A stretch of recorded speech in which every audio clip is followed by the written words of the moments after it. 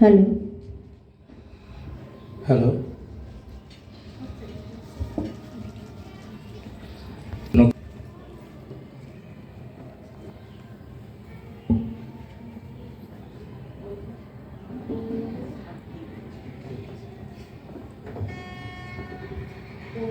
বাচক সভায় অভিনয় মাননীয় নারায়ণচন্দ্র সাধু এবং গীতিকা সাহা, সহযোগিতায় আমি রাজা মহাপাত্র। শুরু হচ্ছে নাটক বাঁচার মতো বাচক সভায়।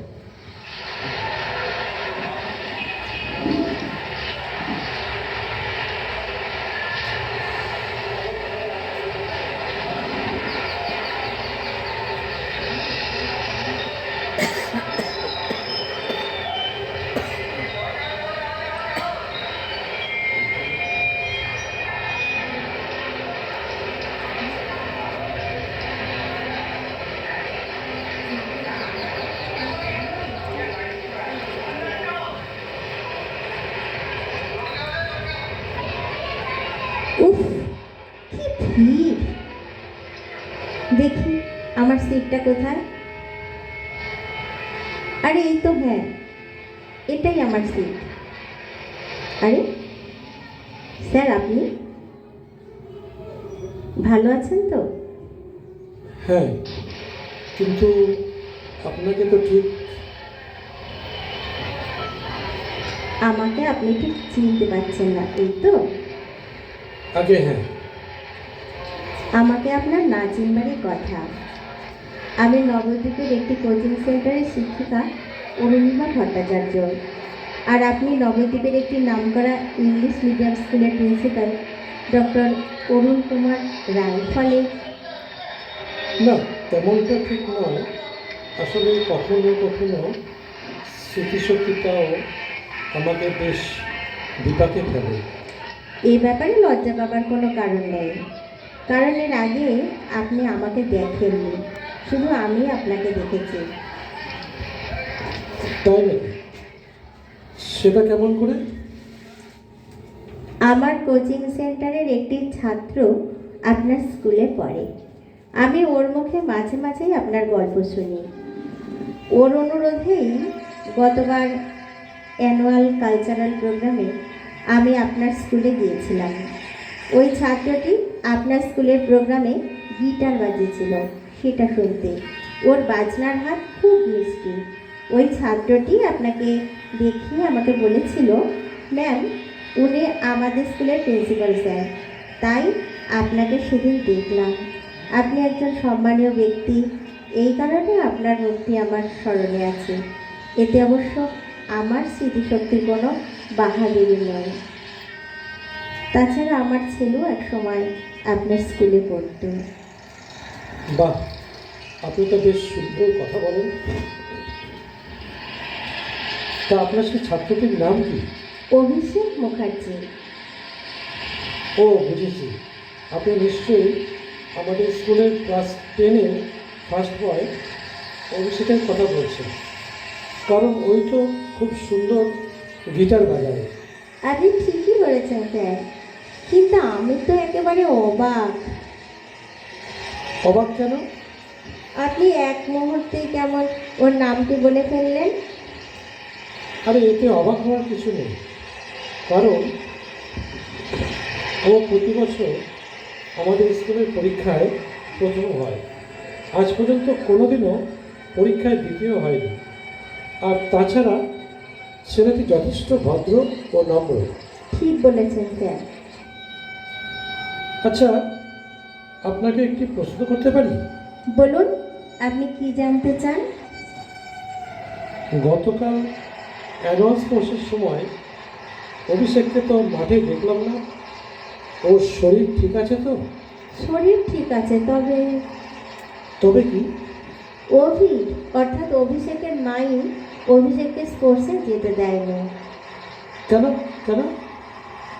ওর মায়ের ধারণা, কোনো ছাত্রছাত্রী পড়াশোনার পাশাপাশি নাচ গান খেলাধুলা ইত্যাদিতে অংশগ্রহণ করলে নির্ঘাত সে পরীক্ষায় কম নম্বর পাবে।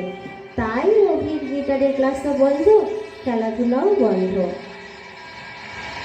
আমার মনে হয় ছেলেটির মায়ের এই সিদ্ধান্ত ঠিক নয়।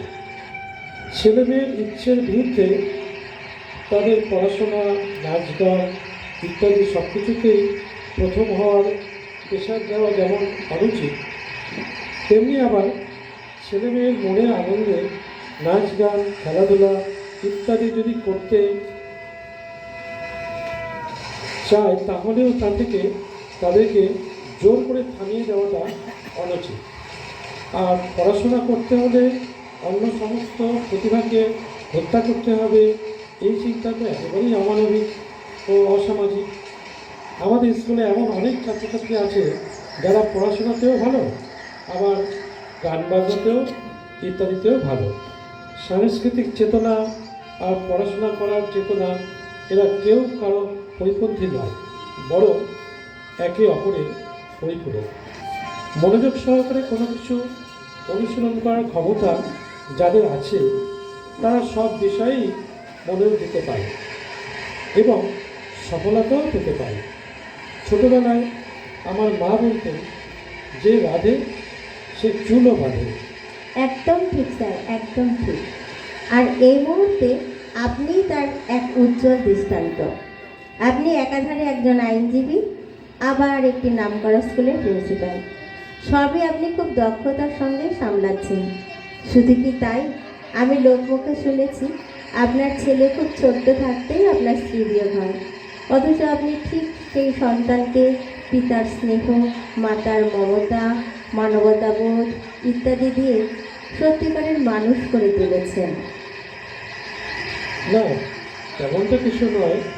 তবে আমার মনে হয় ছেলে মেয়েকে পড়াশোনাতে শেখাতেই হবে, আর তার পাশাপাশি যদি তাদের মনে সাংস্কৃতিক চেতনা, মানবতা বোধ ইত্যাদিও জাগ্রত করা যায়, তাহলে তারা বড় হয়ে একজন ভালো মানুষ হতে পারবে। একজন ভালো মানুষ শুধুমাত্র পরিবারের উপকারেই আসে না, দেশের, দশের বা রাষ্ট্রের প্রয়োজনেও লাগে। তাই প্রত্যেক পিতামাতার উচিত সন্তানকে সুশিক্ষা দেওয়া। একদম ঠিক স্যার, একদম ঠিক। কিন্তু কিন্তু কি?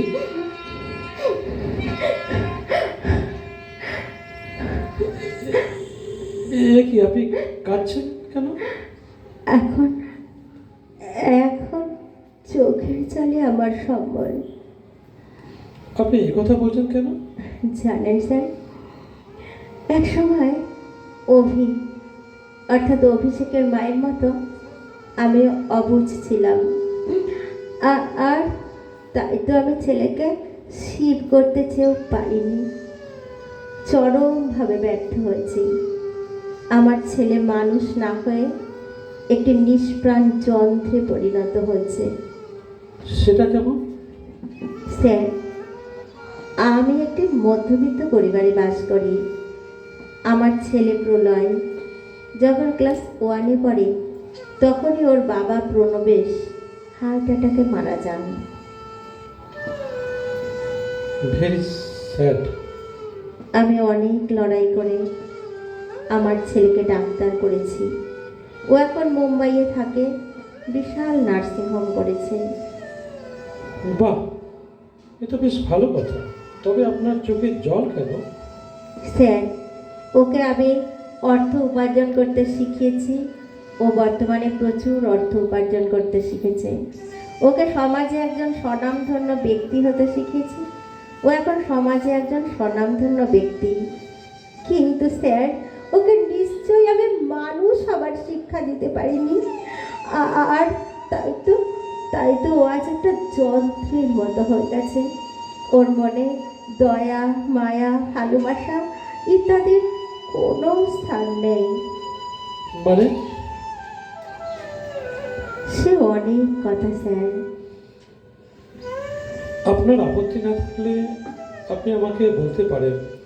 অনেক সময় দুঃখের কথা কারো কাছে শেয়ার করতে পারলে মনটা একটু হালকা লাগে। বেশ, বলছি তবে। কিন্তু একটু শর্তে। আগে চোখের জল মুছে তারপর। বেশ, চোখের জল মুছেই আমি আমার ব্যর্থতার কথা আপনাকে বলছি। 2 বছর আগেকার কথা। আমার ছেলে একদিন ফোন করে জানায় ওরই সহপাঠিনী সুদেশনা বলে একটি মেয়েকে ও বিয়ে করতে চায়। ওর কথা শুনে আমি ওকে বললাম, বাবা, তোমার পছন্দই আমার পছন্দ, তাই এই বিয়েতে আমার কোনো অমত নেই। তুমি এখন উপযুক্ত হয়েছ, তাই আমি বিশ্বাস করি কোনো বিষয়ে তুমি কোনো ভুল সিদ্ধান্ত নিতে পারো না।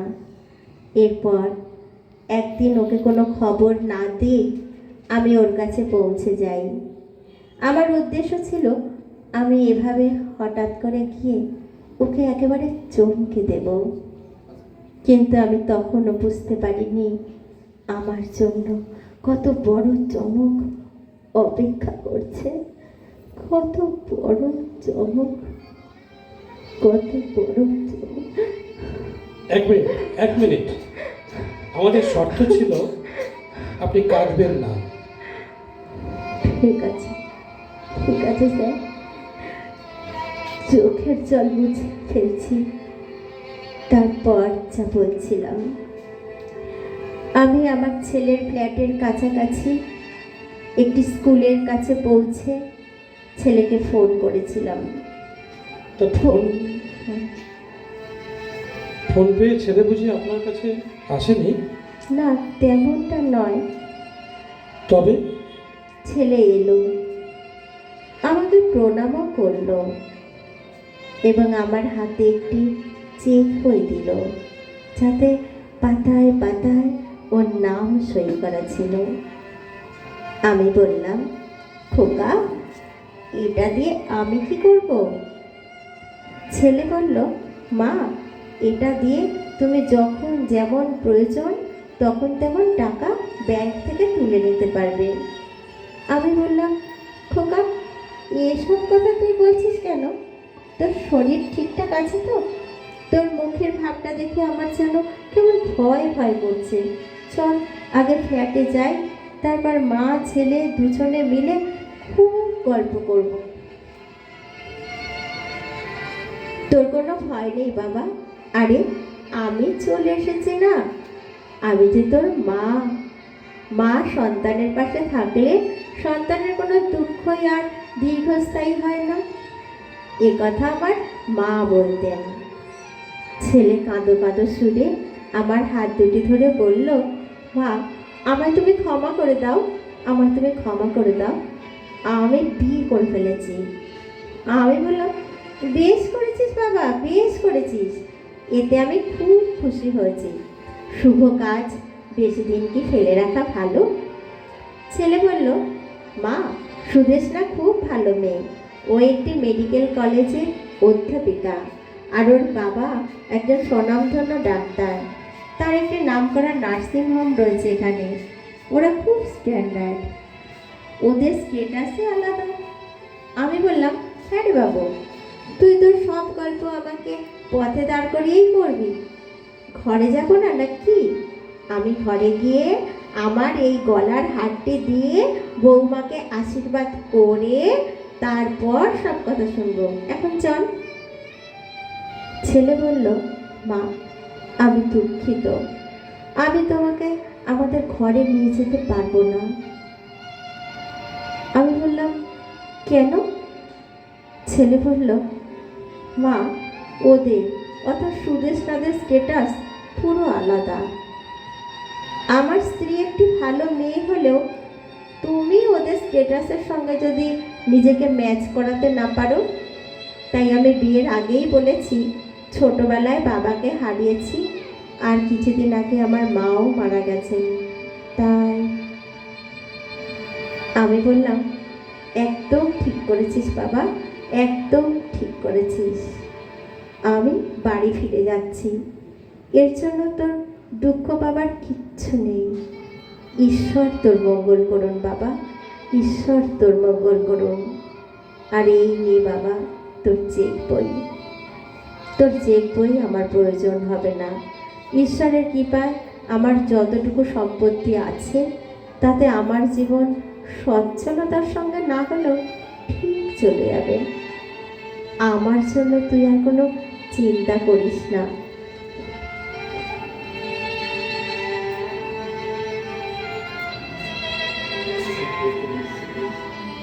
ইস ইস, খুবই খারাপ হয়েছে আপনার সঙ্গে। তাহলে এখন আর আপনি আপনার ছেলের কোনো খোঁজখবর পান না? আমার এই দুর্ভাগ্যের জন্য আমিই দায়ী। একদিন আমি ওকে আপনার স্কুল থেকে ছাড়িয়ে নিয়ে গিয়ে খুব ভুল করেছিলাম, আর আজ আমি সেই ভুলের মাসুল দিচ্ছি। আর আমার ছেলের কথা বলছিলেন, আমার ছেলের খোঁজ খবর পাই। আমি আমার এক সময় ছাত্রী গোপার থেকেই খোঁজ খবর পাই। ওই ছাত্রীটি বুঝি মুম্বাইতেই থাকে? হ্যাঁ, আরে সেও এক ইতিহাস। সেটা কীরকম? আমার ছাত্রী গোপার মুম্বাইতেই বিয়ে হয়েছে। গোপা ওখানেই জব করে। ও এবং ওর পরিবারের সবাই চিকিৎসার জন্য আমার ছেলের কাছে যায়। গোপাও মাঝে মাঝে আমাকে ফোন করে আমার খোঁজ খবর নেয়। আবার আমিও মাঝে মাঝে ফোন করে ওদের এবং আমার ছেলেদের খোঁজ খবর নেই। এমনই একদিনের কথা। আমি গোপাকে ফোন করতেই গোপা বারংবার জিজ্ঞেস করতে লাগলো, আপনি ম্যাম বলছেন তো? আপনি অরুণিমা ম্যাম বলছেন তো? গোপার প্রশ্ন, ওর কণ্ঠস্বর আমার কাছে কেমন অস্বাভাবিক লাগলো। আমি ব্যস্তভাবে প্রশ্ন করলাম, তুমি গোপা বলছো তো? ও বলল, হ্যাঁ ম্যাম, আমি গোপা বলছি, কিন্তু আপনি? আমি বললাম, কিন্তু কি? গোপা বলল, গতকাল আমি প্রলয়বাবুর কোয়ার্টারে গিয়েছিলাম। সেখানে গিয়ে দেখলাম আপনার ছবিতে মালা পরানো রয়েছে। আমি প্রশ্ন করতেই প্রলয়বাবু বললেন, মা আর বেঁচে নেই।